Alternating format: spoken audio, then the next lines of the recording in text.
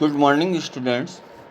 आज हम 12th commerce के अकाउंटिंग सब्जेक्ट का पार्टनरशिप टॉपिक स्टार्ट करेंगे, लेकिन उससे पहले इसके सिलेबस के बारे में बताना चाहूँगा कि जो 12th का अकाउंटेंसी का जो सिलेबस है, अकाउंट्स का जो सिलेबस है या जो बुक है, वो जनरली दो टॉपिक से बनी हुई है।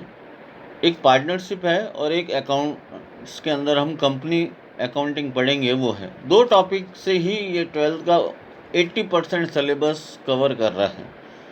और ये आगे जाके बीकॉम फर्स्ट ईयर में आपके पार्टनरशिप होगी, बीकॉम सेकेंड ईयर में आपके आगे जाके आपको कंपनी अकाउंट्स मिलेगी, और रेशियो एनालिसिस आपको बीकॉम फाइनल ईयर में मिलेगा।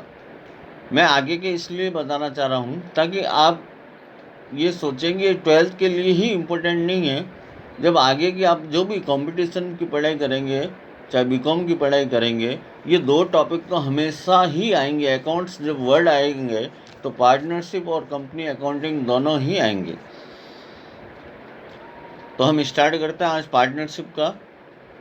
तो इसके अंदर 4 टॉपिक्स हैं, 4 चैप्टर्स हैं, 4 चैप्टर्स हैं। सबसे पहले इंट्रोडक्शन है पार्टनरशिप का, कंसेप्ट जिसके बारे में बताया गया है। फिर पार्टनर का एडमिशन है।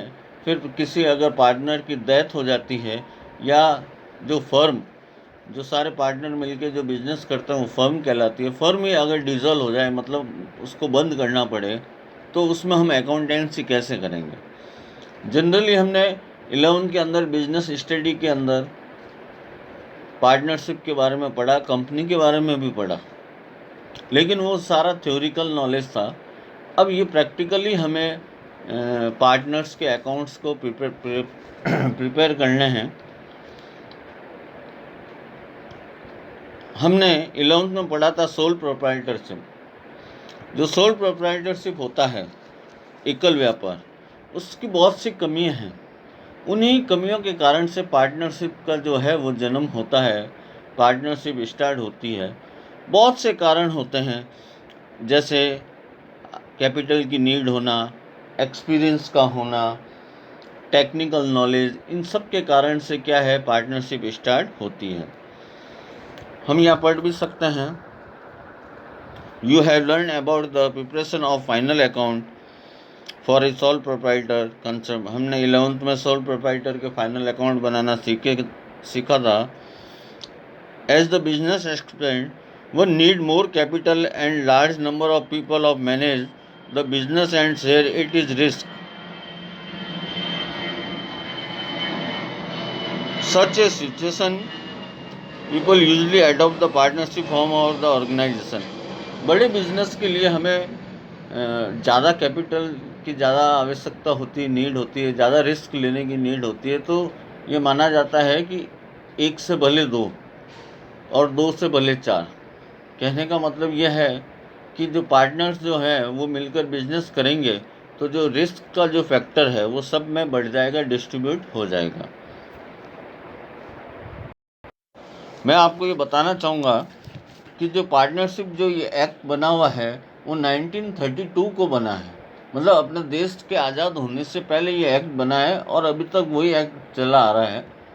इसके मेंबरशिप से रिलेटेड या इससे रिलेटेड कंपनी एक्ट 2013 के अंदर इसमें कुछ अमेंडमेंट हुए थे।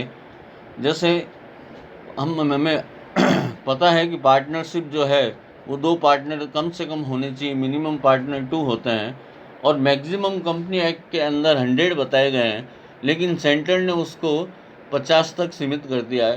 तो कई बार मल्टीपल चॉइस में ये क्वेश्चन आते हैं कि जो है पार्टनर है वो कितने पार्टनर होते हैं। तो मिनिमम 2 पार्टनर्स हैं और मैक्सिमम 50 पार्टनर्स इसके अंदर होते हैं। अगर हम बात करें इसके नेचर के बारे में,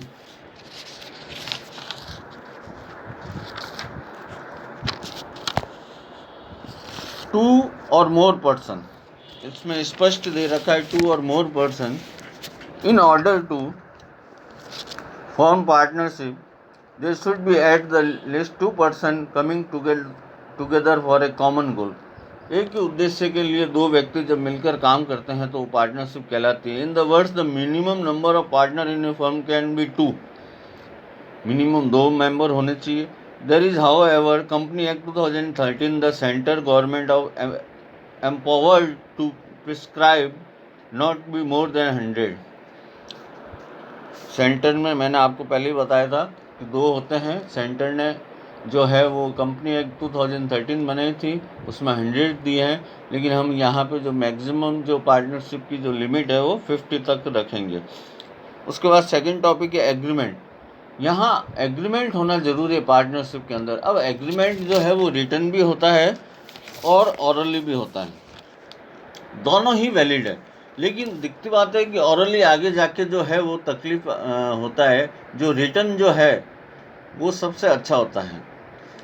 हमने 11th की बुक में फर्स्ट लाइन में पढ़ा था कि जो भी अकाउंटिंग है वो रिटन में ही होनी चाहिए और ऑरली होना ही नहीं चाहिए।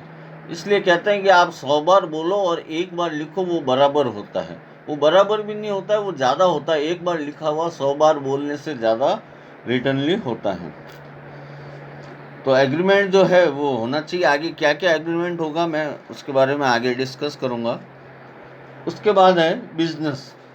थर्ड पॉइंट नेचर के अंदर बिजनेस है कि यहाँ बिजनेस का होना आवश्यक है। हम कोई भी पार्टनरशिप बिना बिजनेस के या बिना प्रॉफिट बेस के हम है ना पार्टनरशिप नहीं कर सकते। बिजनेस का होना इसमें बड़ा इम्पोर्टेंट रोल है कि अगर पार्टनरशिप आप कर रहे हैं तो कोई आप बिजनेस करें, और बिजनेस भी वो करें जिसमें प्रॉफिट होने की गुंजाइश हो। कोई भी वर्क करते हैं तो उसमें 2 मोटिव होते हैं, एक तो होता है प्रॉफिट बेस और एक होता है आपके सर्विस बेस। तो यहाँ पे प्रॉफिट बेस होना चाहिए बिजनेस। भले बाद में चल के हानि हो सकती है, लेकिन आपका जो उद्देश्य है वो प्रॉफिट कमाने के लिए ही होना चाहिए। उसके बाद है शेयरिंग ऑफ प्रॉफिट। सभी पार्टनर्स के बीच में प्रॉफिट शेयर होना चाहिए, इसके बारे में ही बताया गया है। और उसके बाद है लास्ट जो पॉइंट है लायबिलिटी ऑफ पार्टनर। यहाँ पे ध्यान दीजिए, लायबिलिटी ऑफ जो पार्टनर है वो अनलिमिटेड लायबिलिटीज़ होती है। अनलिमिटेड का मतलब ये है, एक एग्जांपल देता हूँ कि ABC जो है वो पार्टनर है और उन्होंने 1 लाख रुपीज़ लगा के बिजनेस स्टार्ट किया, तो टोटल बिजनेस में जो कैपिटल है वो 3 लाख रुपीज़ है।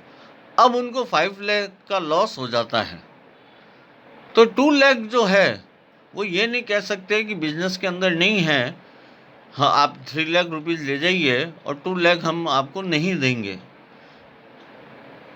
वो आपके पर्सनल है, आप घर से लेके आए चाहे बैंक से लोन लेके दें, तो इसलिए इसे अनलिमिटेड लायबिलिटीज़ बोला गया है। Thank you.